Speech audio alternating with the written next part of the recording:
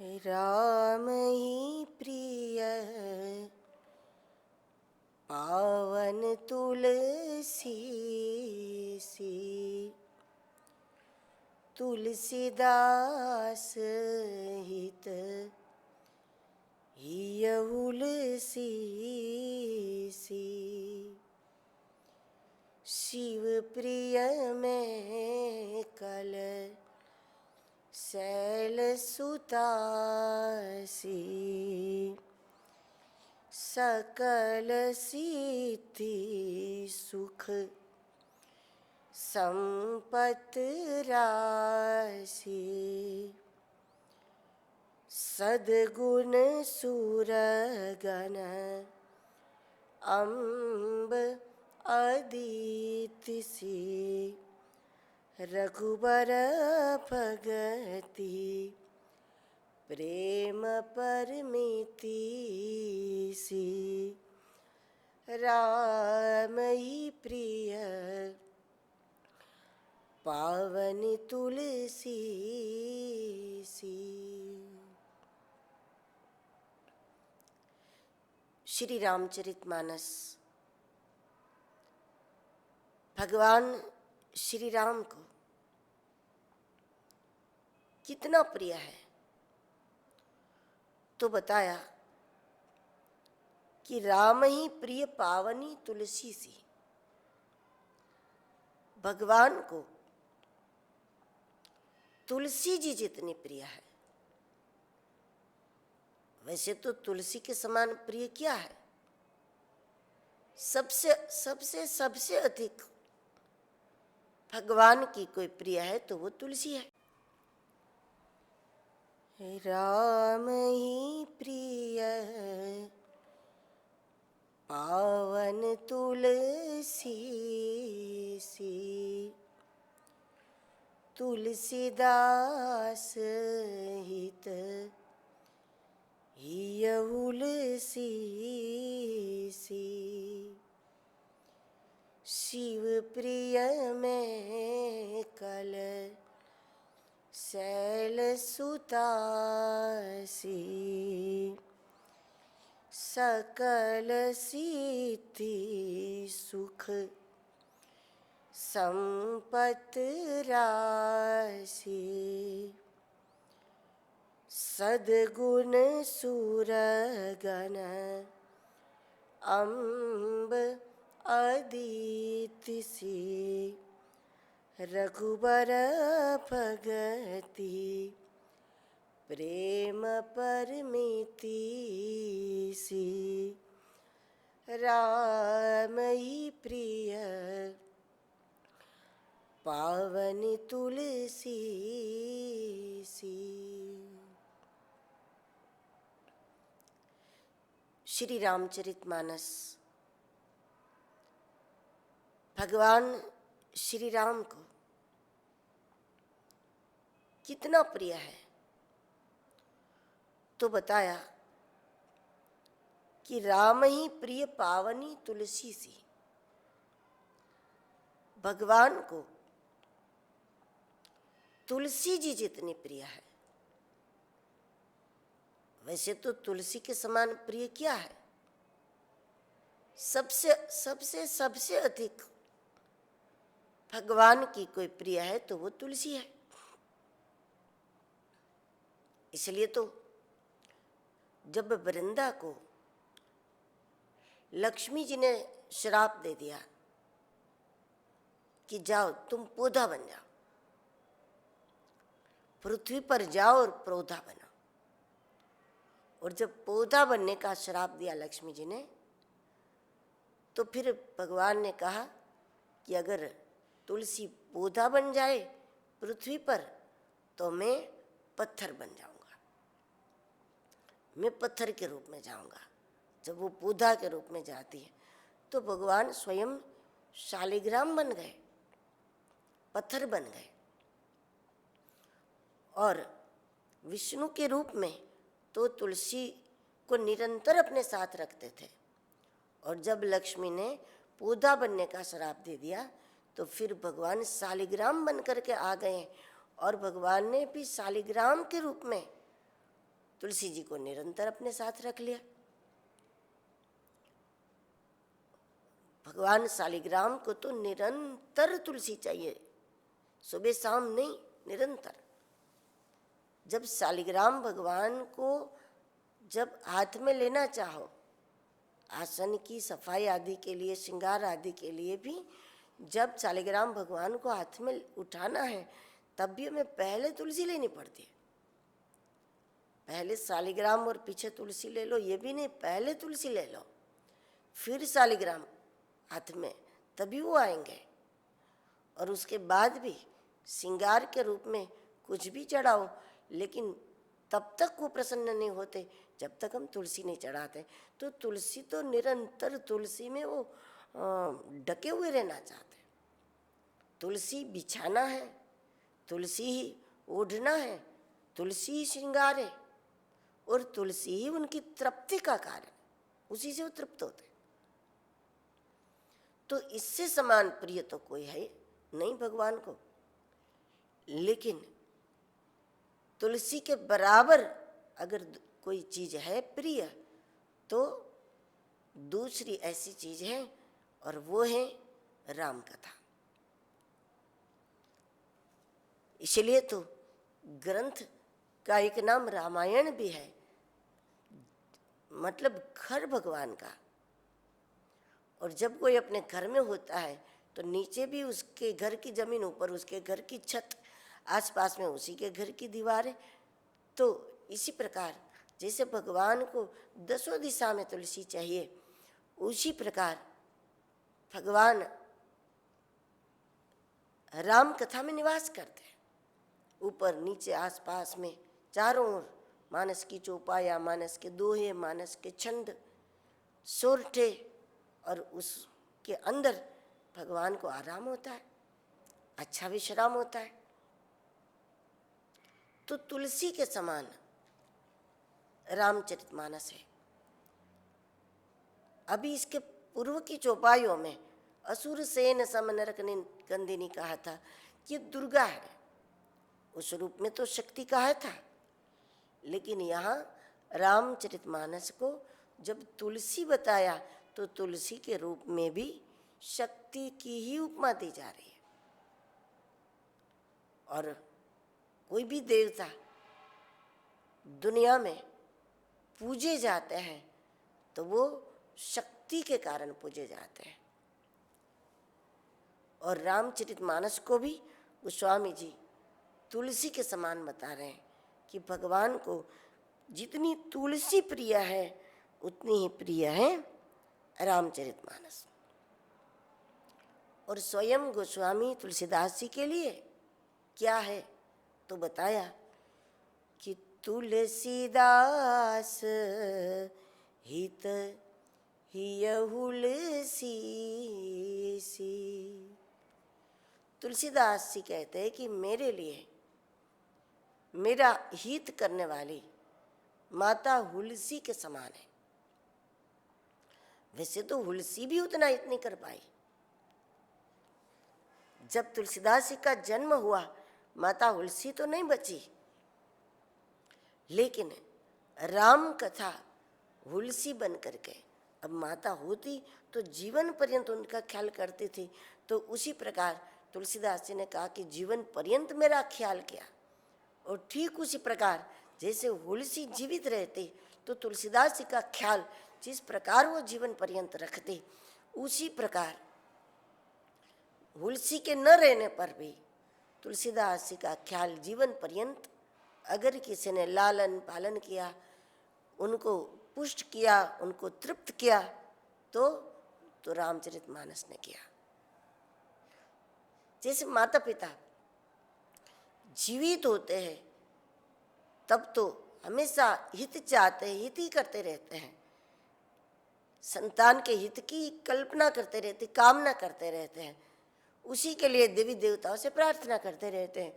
लेकिन जब जीवित नहीं रहते तब भी शरीर छोड़ने के बाद भी वो आत्मा जहाँ भी होती है वहाँ से वो अपनी संतान के हित की कामना करती है।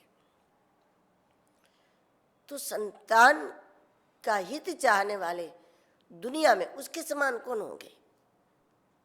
जब योग्य ना हो तो भी, संतान योग्य ना हो तब भी वो किसी भी प्रकार से उसको संभाल लेते। माता पिता का स्वभाव रहता है। जब हम लोग संतों के पास होते हैं, गुरुजनों के पास होते हैं, तो जब हम अयोग्य होते हैं तो हमारे अयोग्यता को वहाँ नहीं माना जाता, हमारे अयोग्यता का स्वीकार नहीं किया जाता, क्योंकि उनको पता है कि इससे इसका पतन हो जाएगा। लेकिन माता पिता उसके पतन की भी चिंता नहीं करते। पतन हो भी जाता है, खुद का भी पतन हो जाए, पीछे संतान का भी पतन हो जाए, उसके बाद भी वो यही सोचते हैं कि इसी में इसका हित है, इसी में इसका हित है। हित जानते नहीं होते, लेकिन उसके बाद भी वो सोचते हैं कि हम जैसे उसको रखना चाहते हैं उसी में उसका हित है। तो तुलसीदास जी कहते हैं कि मेरे लिए तुलसी के समान हितकर्ता जीवन पर्यंत कोई है, जन्मांतर तक कोई है तो वो है रामचरितमानस। इसलिए तुलसीदास हित हिय हुलसी सी। अब ये तो बता दिया कि रामचरितमानस राम को कितना प्रिय है, श्री हरि को कितना प्रिय है। लेकिन हम आगे ये बताते हैं कि रामचरितमानस हर को कितना प्रिय है, भगवान शंकर को कितना प्रिय है। अब राम और शिव दोनों की प्रिय चीज एक ही हो तब तो भक्तों के लिए बड़ा आसान काम ये हो गया कि जब हम इसी का आश्रय कर लें तो हर भी प्रसन्न, हरि भी प्रसन्न। वैसे पूजा में मानते हैं कि जो चीज हर को पसंद होती है वो हरि को इतनी नहीं है, जो हरि को चढ़ती है वो हर को नहीं चढ़ती। हरि को तुलसी से प्रसन्न किया जाता है तो हरि को बिल्वपत्र से प्रसन्न किया जाता है। ऐसा नहीं कि शिव को तुलसी नहीं चढ़ती, लेकिन उनकी पूजा की प्रधान चीज तो बिल्वपत्र है।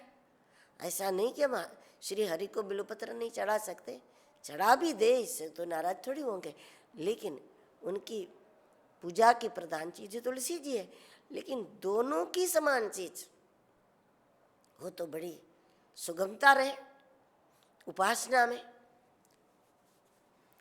भगवान शिव की पूजा में अक्षत हमेशा होते हैं, चावल चढ़ते ही, अक्षत चढ़ते ही हर को।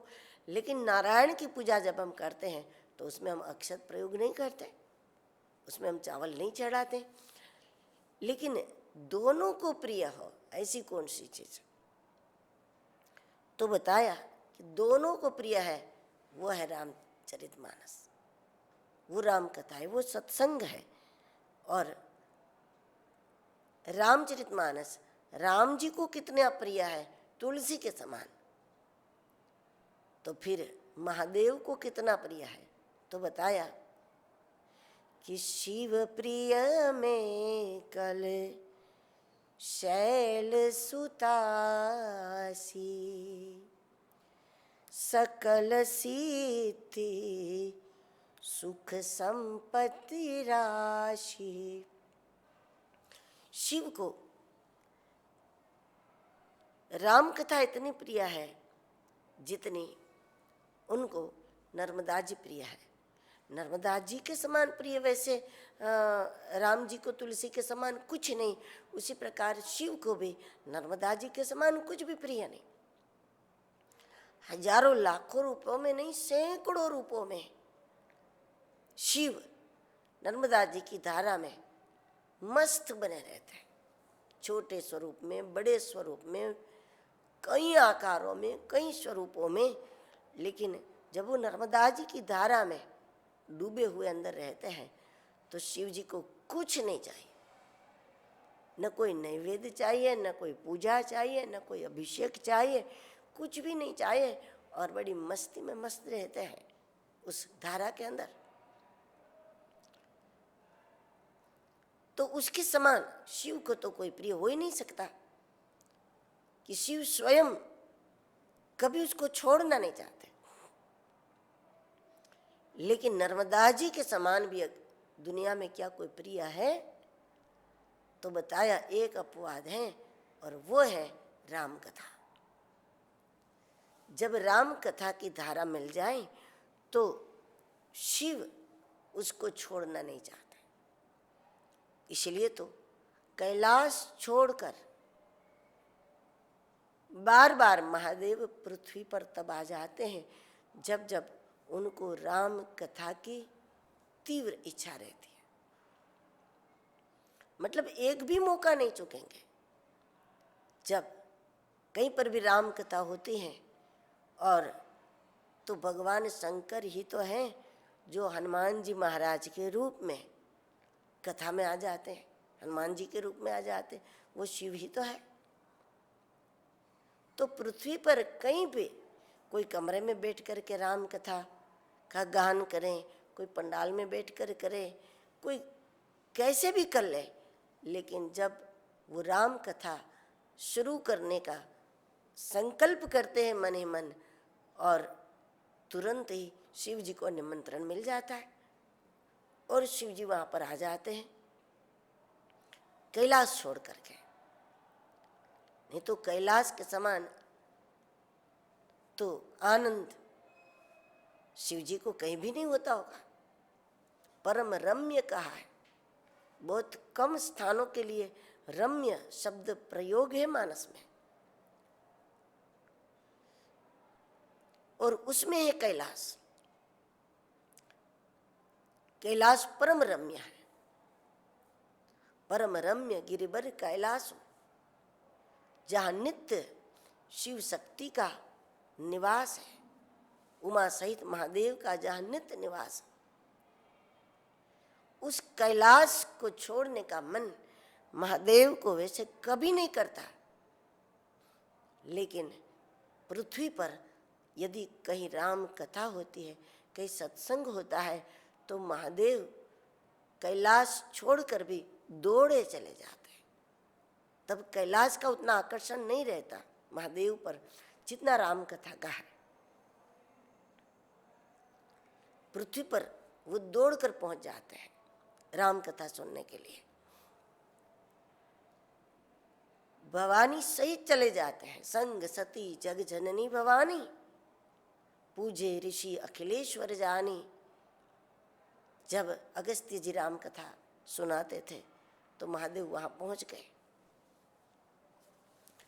तो शिव को राम कथा कितनी प्रिय है, तो जितना नर्मदा जी प्रिय है, जितनी उतनी प्रिय है। नर्मदा जी के प्रवाह में कोई भी पत्थर हो, उस धारा में घूमता हुआ शिवाकार बन जाता है। उसी प्रकार राम कथा में भी जब कोई जीवात्मा आसन लगाती है तो उसका भी जीव भाव धीरे धीरे छूट जाता है और वो भी शिवत्व को प्राप्त कर लेता है। इसलिए भी कहा, शिव प्रिय में कल शैल सुतासी, सकल सिद्धि सुख संपत्ति राशि। जो सभी प्रकार की सिद्धि को, सभी प्रकार के सुखों को और सभी प्रकार की संपत्ति को, एक प्रकार की नहीं, सकल सिद्धि, सकल सुख और सकल संपत्ति। सकल शब्द एक बार है यहाँ, लेकिन सकल सिद्धि सुख संपत्ति राशि, इसका मतलब है कि सभी प्रकार की सिद्धि, सभी प्रकार का सुख और सभी प्रकार की संपत्ति, न केवल धन के रूप में नर्मदा जी प्रदान करती हैं। जैसे वैसे राम कथा भी सभी प्रकार का सुख, सभी प्रकार की सिद्धि और सभी प्रकार की संपत्ति प्रदान करती है।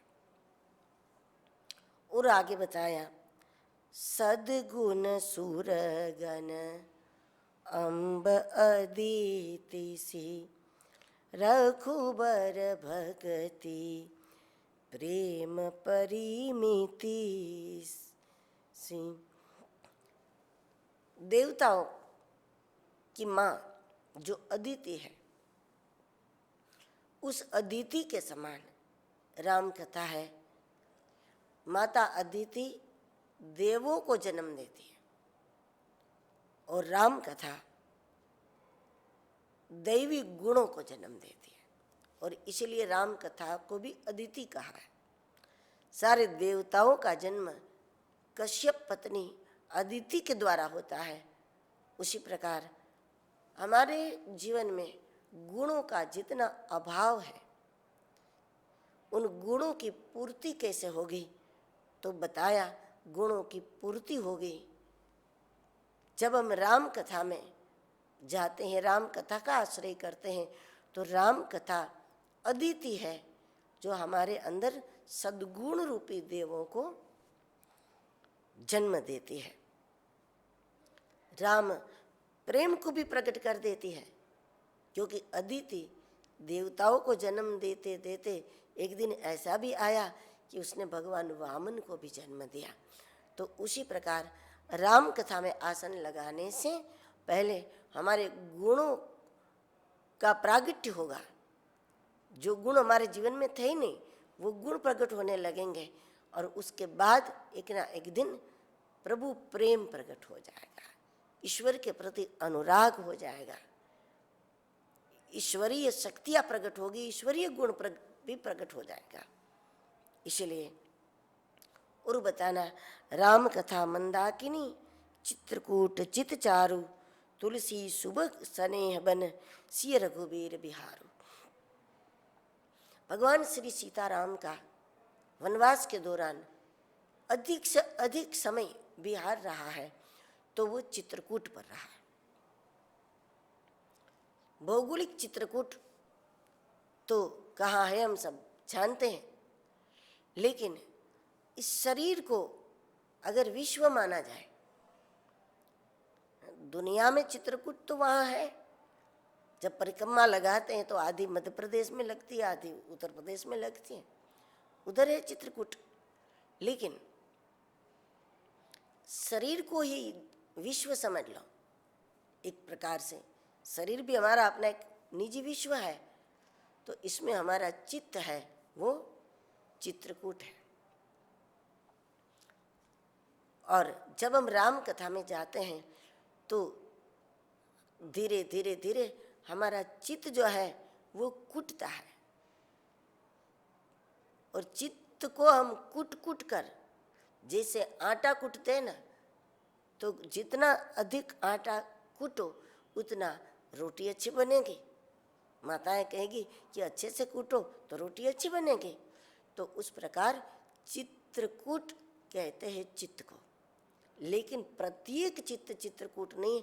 जिस चित्त को हमने सत्संग में ले जा करके इसको कूट कूट करके इसको नरम बना दिया, हम जैसा चाहे बदल सकते हैं, हम जहाँ चाहे चित्त को लगा सकते हैं। ऐसा नहीं कि हमें लगाना तो भगवान में है और इधर चला जाता है, लगाना तो ये है वो ऐसा हो जाता है। नहीं, हम चित्त को कूट कूट करके ऐसा ढांचे में ढाल दे कि वो रामाकार हो जाए, वो कृष्णाकार हो जाए, राम छा जाए, सीताराम छा जाए हमारे चित्त में। इस प्रकार हमारे चित्त को कूट कूट करके सीताराम मय बना देता है। कौन? तो बताया राम कथा। और जब हमारा चित्त चित्रकूट हो गया तो फिर राम कथा क्या होगी? तो राम कथा बन गई मंदाकिनी, क्योंकि वहाँ मंदाकिनी बहती है। तो सत्संग के सूत्रों से हमारा चित्त कूट कूट करके सीताराम आकार ले लें तो फिर राम कथा मंदाकिनी बन जाएगी। कि राम कथा चित्रकूट से दूर नहीं होगी, चित्रकूट राम कथा से दूर नहीं होगा, सीताराम का विहार हमारे चित्त में हो जाएगा। और उसके बाद भी हम नित्य निरंतर इस मंदाकिनी के किनारे पर लगे रहेंगे, मतलब राम कथा से लगे रहेंगे। और इसीलिए राम कथा मंदाकिनी चित्रकूट चित चारु तुलसी सुबग स्नेह बन सिय रघुबीर बिहार।